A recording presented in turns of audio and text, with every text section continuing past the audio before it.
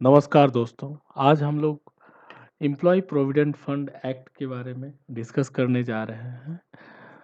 2021 आ चुका है, तो हम लोग देख लेते हैं कि एम्प्लॉय प्रोविडेंट फंड क्या है, इसका कॉन्सेप्ट क्या है, क्या-क्या स्कीम है इसके अंतर्गत, कितने सारे एक्ट एप्लीकेबल है इसके अंतर्गत, क्या एप्लीकेबिलिटी है और क्या कंट्रीब्यूशन रेट है।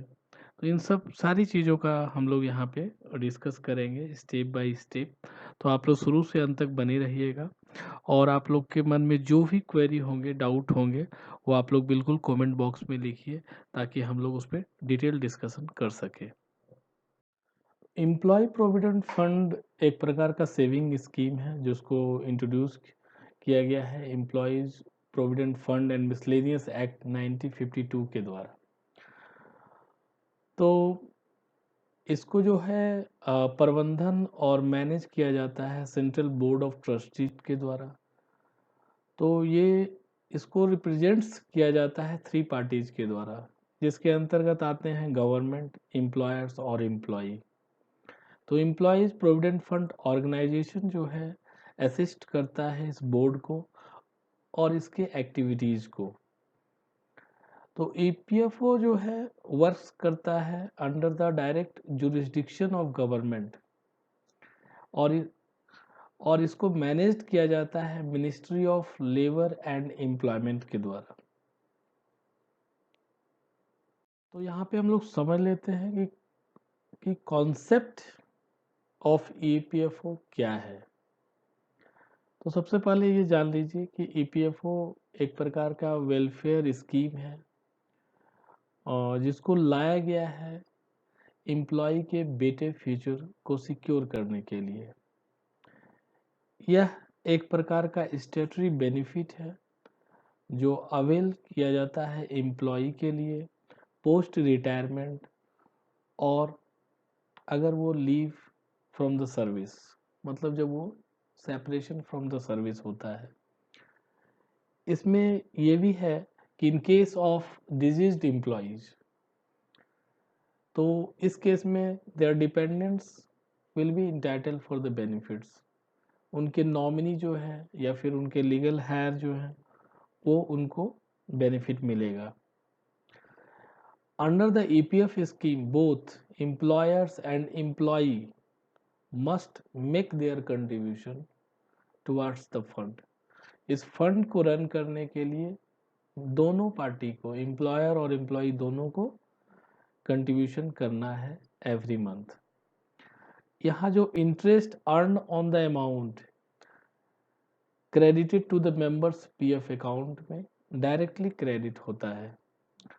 तो एम्प्लॉय इसको अपने ईपीएफ पासबुक में देख सकते हैं और at the time of retirement or exit from the employment they can get the benefit of all the amount।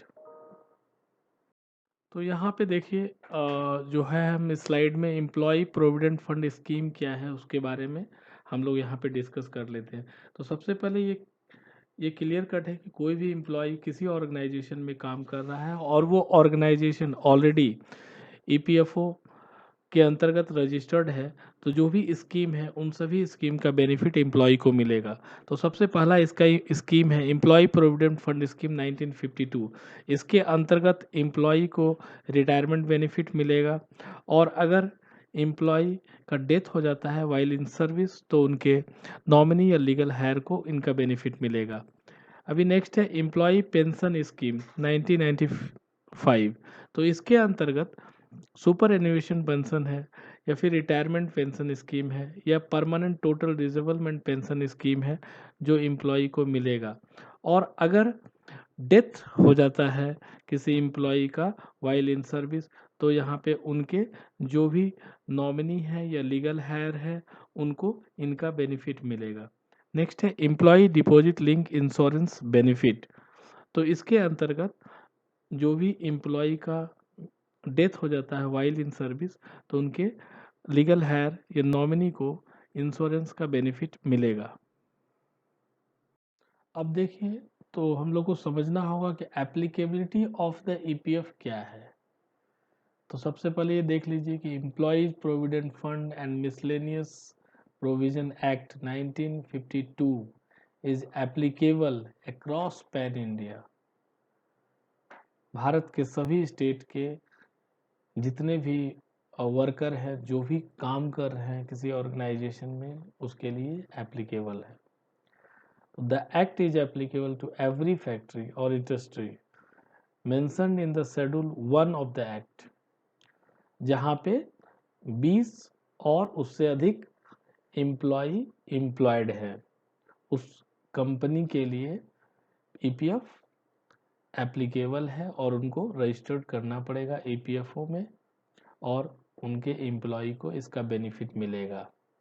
यहाँ पे एक चीज़ और बताया गया है कि any other establishment which central government specify by the notification in the official gazette में, even when the number of employ less than 20, तो लेस देन 20 भी अगर है और उसको सेंट्रल गवर्नमेंट ने स्पेसिफाई किया है ऑफिशियल गजेट के द्वारा, तो उस ऑर्गेनाइजेशन के एम्प्लॉय को भी इसका बेनिफिट मिलेगा।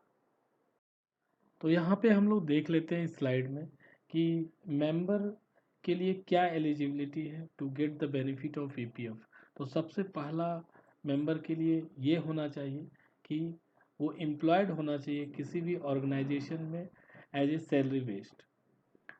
यहाँ पे दूसरा पॉइंट ये कह रहा है कि कोई भी एम्प्लॉय जो है किसी भी ऑर्गेनाइजेशन में अप्रेंटिसशिप के अंतर्गत अंडर अप्रेंटिस एक्ट 1961 के अंतर्गत एम्प्लॉयड नहीं होना चाहिए।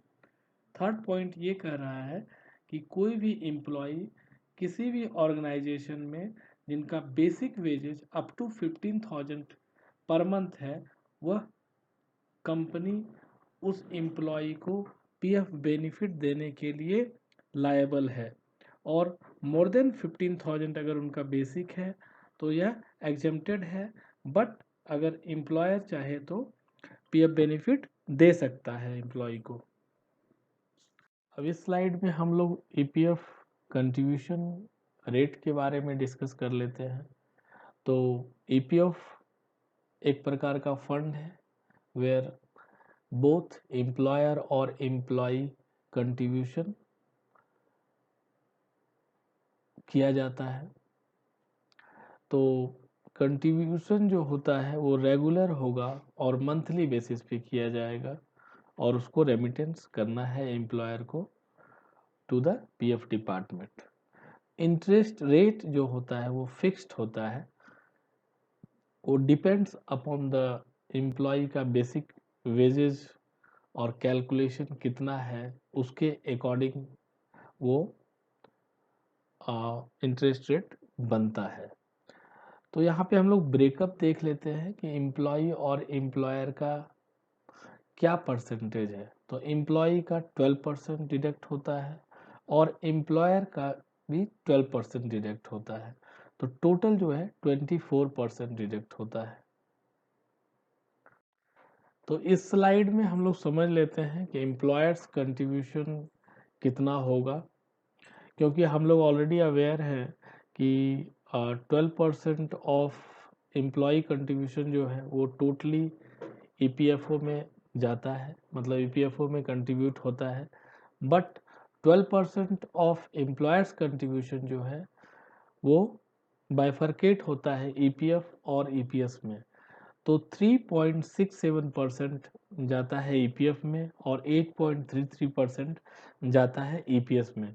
तो इसको हम लोग एक एग्जांपल से समझ लेते हैं। अगर किसी एम्प्लॉय का basic wages, monthly basic wages 40,000 rupees है, यानी 40,000 रुपये है, तो यहाँ पे देख लीजिए कि एम्प्लॉय और एम्प्लॉयर का कंट्रीब्यूशन किस प्रकार से बाइफरकेट है। 12% ऑफ 40,000 एम्प्लॉय शेयर यहाँ पे हो जाएगा 4,800 रुपीज़। अब देखिए यहाँ पे 3.67% ऑफ 40,000 जो एम्प्लॉयर का शेयर है वो हो जाएगा 1,468 रुपीज़। उसके बाद 8.33% ऑफ 40,000 हो जाएगा 3,332 रुपीज़, जो एम्प्लॉयर का शेयर्स है जो ईपीएस में जाएगा। तो अगर आप तीनों को एम्प्लॉई और एम्प्लॉयर के शेयर को ऐड करते हैं तो टोटल हो जाएगा ये 9,600 रुपीज़। तो ये होप सो आप ये क्लियर हो गए होंगे कि किस प्रकार से एम्प्लॉय और एम्प्लॉयर का कंट्रीब्यूशन बाइफरकेट होता है, और आप आराम से कैलकुलेट कर सकते हैं इसको। धन्यवाद दोस्तों। आपके मन में जो भी क्वेरी और क्वेश्चन है इस वीडियो को देखने के बाद पीएफ एक्ट से रिलेटेड, उसके बारे में बिल्कुल कमेंट बॉक्स में लिखिए, और इसके अलग अलग और किस किस फीचर के बारे में आप जानना चाहते हैं उसके बारे में भी आप बिल्कुल क्वेरी में डाल सकते हैं, ताकि हम इसका पार्ट 2 पार्ट 3 इस तरह से बना सकें और आप लोगों के साथ डिस्कस कर सकें। धन्यवाद।